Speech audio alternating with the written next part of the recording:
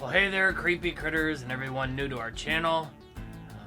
We are trash people from the dump, and this is our new movie review portion of a show where we talk about new movies and stuff. I am Frankie Landfill. I'm Gore.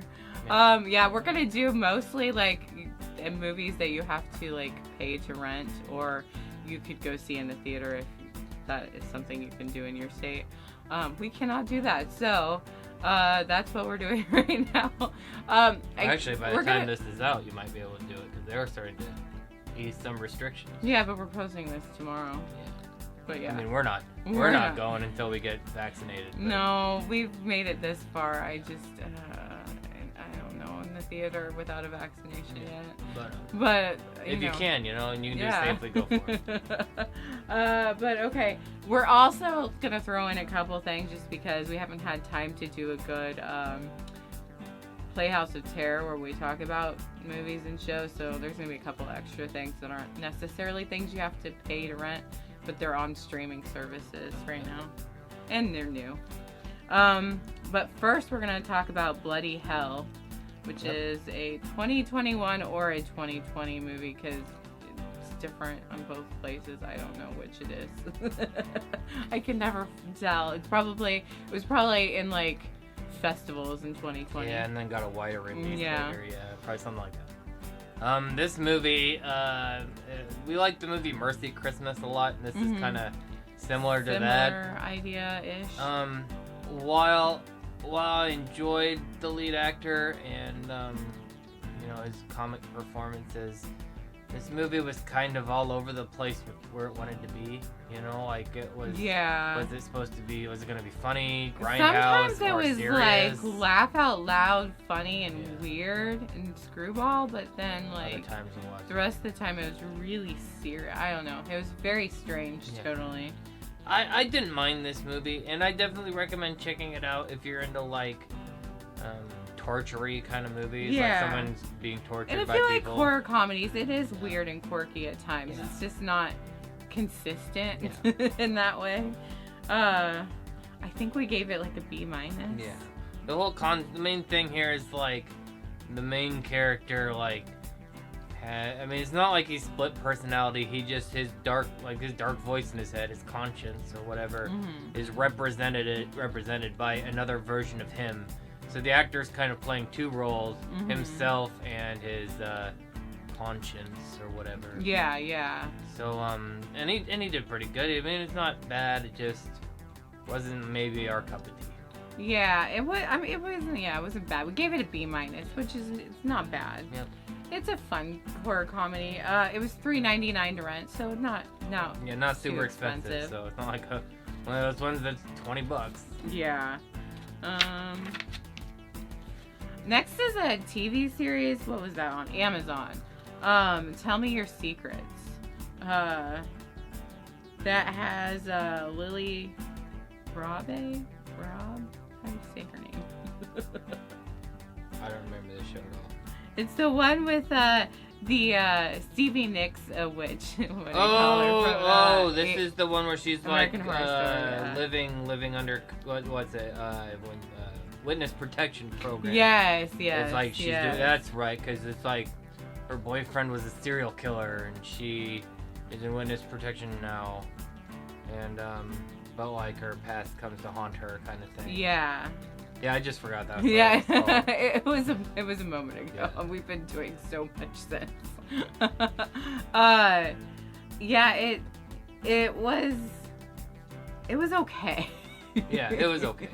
It's very twisty turny. Like if you you're like me and you like a good like twists and stuff. Yep. It was fun for that. The acting was pretty good. Acting was really great. Really talented actors in this show that they didn't do enough with. Yeah.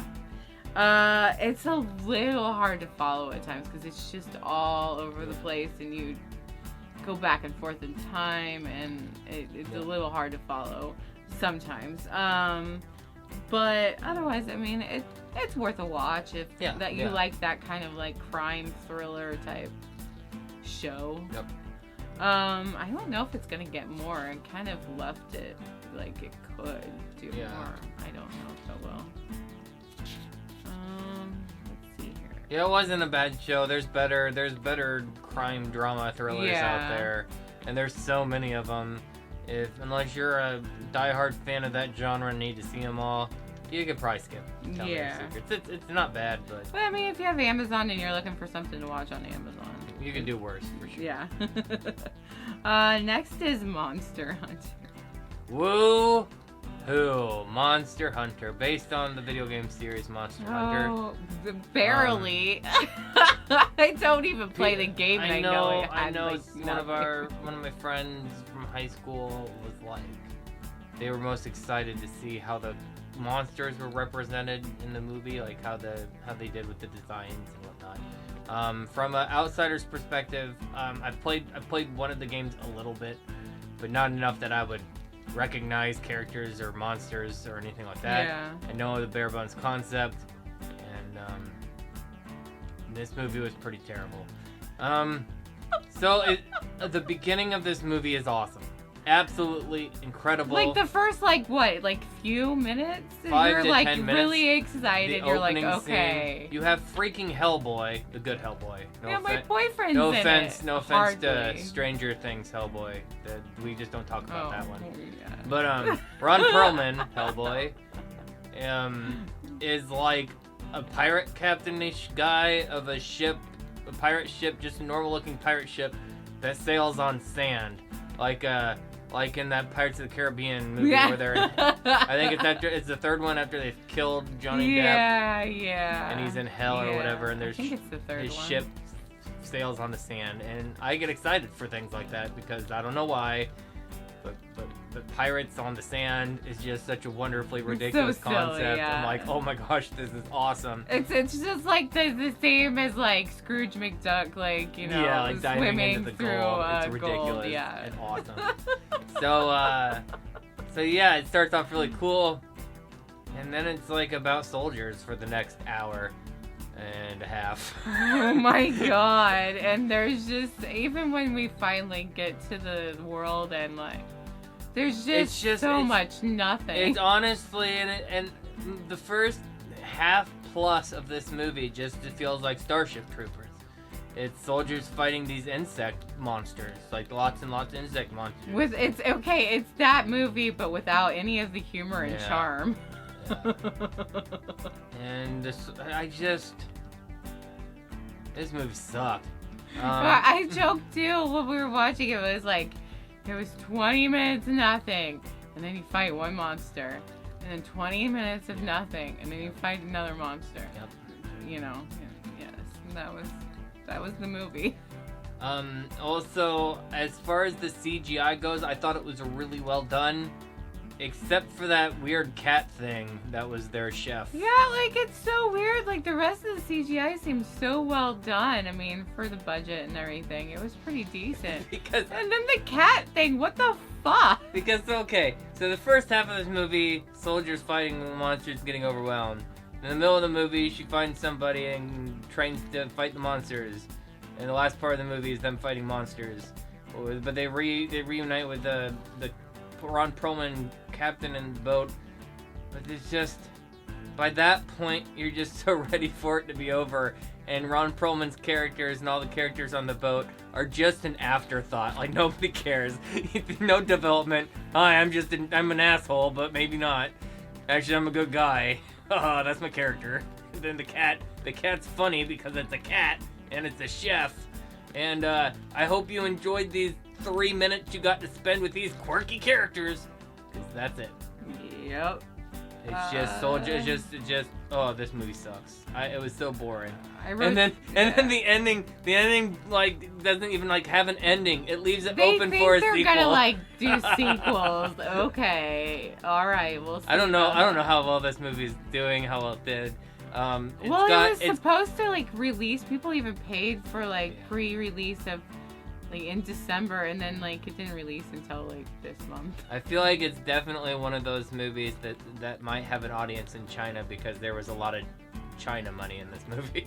Yeah, I guess if it does well in China, then they'll probably get a sequel. Yeah, And honestly, if they did a sequel and they just ramped it up a whole lot, we it need would be a more lot of the more fun. fantasy world and way Yeah. less of the military. Yeah, I've got no problem with that, the military side of things. It just it But made when it feel you're like it was. doing a fantasy movie, like why? It reminded me of like that Transformers movie. Yeah.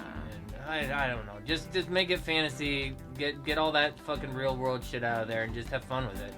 You were at the beginning, and then you decided to throw in real world shit like fucking Who Framed Roger Rabbit, and that only works for children's comedy cartoons, not for real life, not for like fantasy films. Get that shit out of there. I wrote down we gave it like a D-, and that's Yeah. probably being generous. If you just want to turn off your brain, and if you really Yeah. like these kind of movies, you might enjoy this. If you like watching Mila Jovovich, she really needs to stop working with her husband. Yeah, no offense.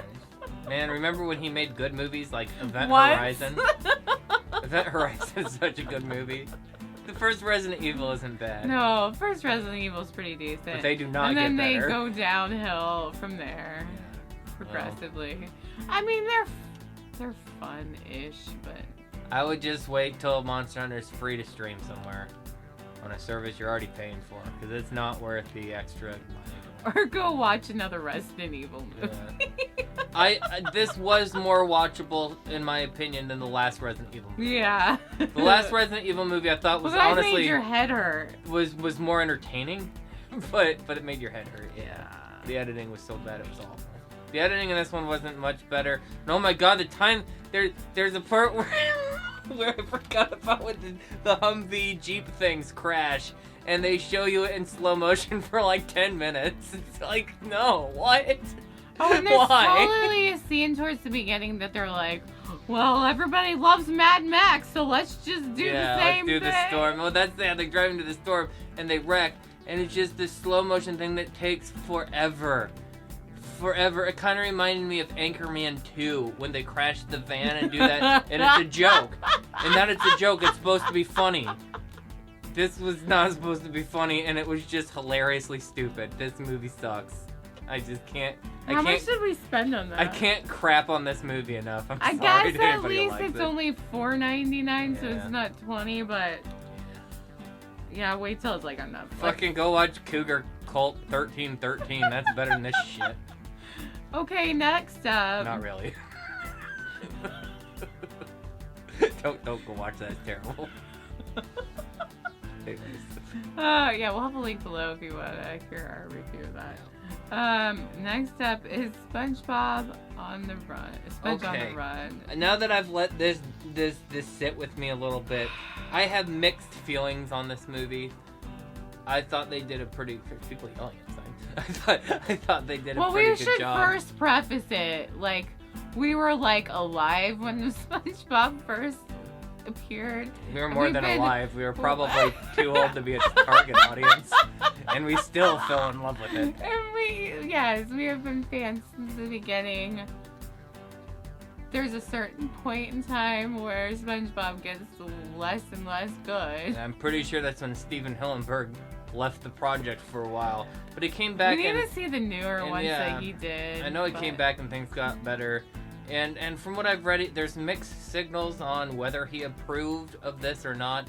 A lot of people are mad because they're gonna do a Patrick Star spin-off, and supposedly Steven Hillenburg did not want spin-offs.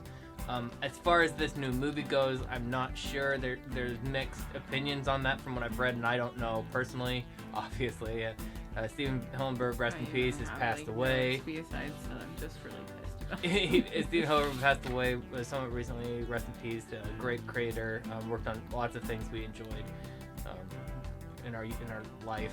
But this movie, I liked what they were doing with the animation. It was quirky. I feel like they tried to make it look a little too stop motion-y, and it was almost, sometimes it seemed overly jerky and not like a smooth stop motion experience. Yeah. But I didn't mind the animation.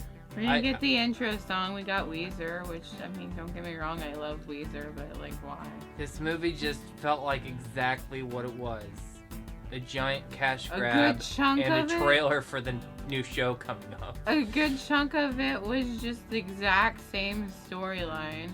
Oh yeah, as from the last more from, decent From the first SpongeBob movie, yeah. I mean, and also we were like, how many times are they gonna redo King Neptune? Oh wait, it's King Poseidon.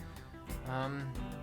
Okay. So, my biggest problem with this, as a fan of the show from its start, is I like the lore of the show. I don't know if you needed to mess with the lore of the show and like basically rewrite the entire story of like how these characters met, because there's like this on the first episode of SpongeBob he meets Sandy Cheeks, and like that's a whole episode dedicated to them, and then he goes into the dome and it's like, water, I need water, and it's hilarious. And the rest of them, okay, maybe they knew each other before, maybe, but at the same time, this is children's entertainment, and you know, they don't care about their property thing, is anymore. I just feel like they don't care about it. They're just making money at this point.